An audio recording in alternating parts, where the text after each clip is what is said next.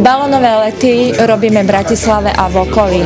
Čo to znamená? Daný deň letu štartujeme podľa profilu vetra. Napríklad, keď fúka sever, tak krásne lety sú z Červeného kameňa, Pezinskej Baby, Sene, Senecké jazera.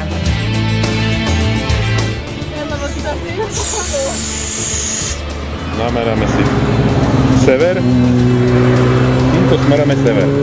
Teraz vypustím pekne balóny. To znamená, že keď pôjdeme senkaj, tu máme zámok a týmto smerom. Budmerice, Báhoň, Veľký grob. Pustíme si balónik naplnený héliom, to nám potvrdí smer vetra, všetci nasadneme do auta a ideme na miesto štartu. Ale ho ubralo. Príprava na let na balóne je hotová. Ešte si chce niekto šlupnúť?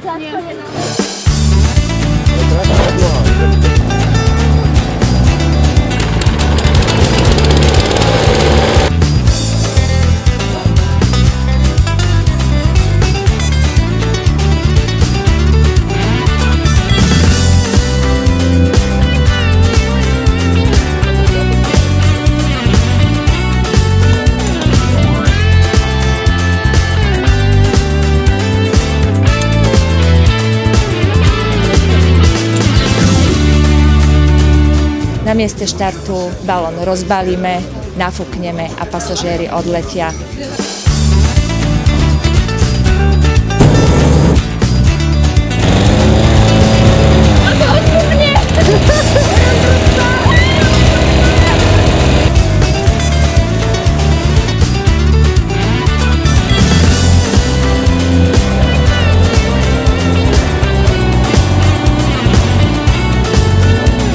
Zmestí sa tam 3 alebo 4 pasažieri plus pilot. Je to v závislosti od váhy pasažierov a vonkajšej teploty.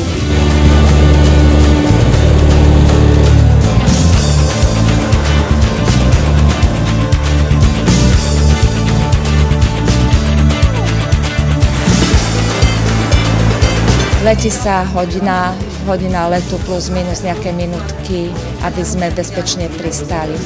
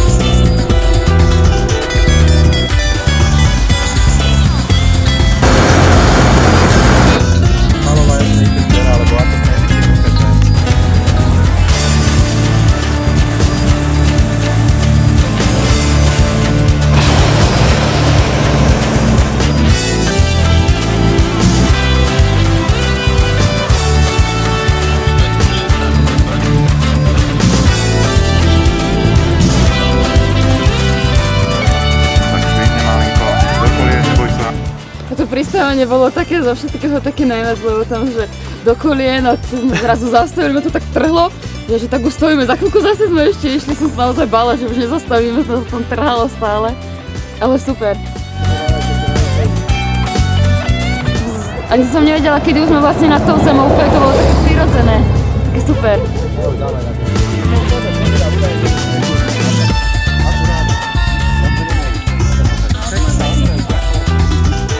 Príroda okolo, vidieť tam všetko, polia, lúky, tí ľudia, ako nám kývali od spodu zo zeme, akí boli radi, že vidia balón lietajúci nad ich dedinou alebo obcov, to bolo fajn. Ja musím ešte povedať, že mne sa najviac páčilo to, ako sme ten balón na začiatku rozťahovali a celý ho nafúkovali, to bolo úplne to najlepšie z toho.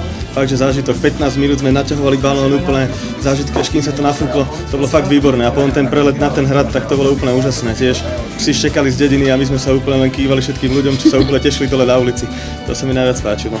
Doslova som preleteli Čachtický hrad. Alebo Červený kameň skôr. Áno, Červený kameň. Takže ďakujeme, uži si to. Ďakujeme, uži si to.